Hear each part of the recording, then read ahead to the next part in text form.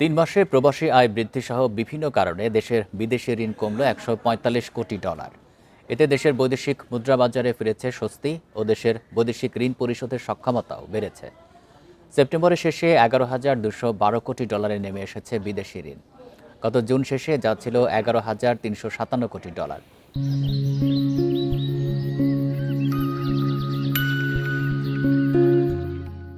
Bangladesh bank জানায়, বেসরকারি খাতে সেপ্টেম্বর শেষে বিদেশি ঋণ কমে ১,৯৫৮ কোটি ডলার হয়েছে ৩ মাস আগে, যা ছিল ১,৯৮৩ কোটি।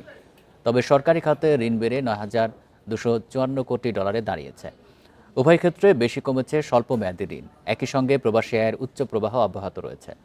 চলতি অর্থ বছরের শুরু থেকে ডিসেম্বর পর্যন্ত রেমিটেন্স এসেছে ২৪৩ কোটি ডলার, যা আগের বছরের তুলনায় উল্লেখযোগ্যভাবে বেশি।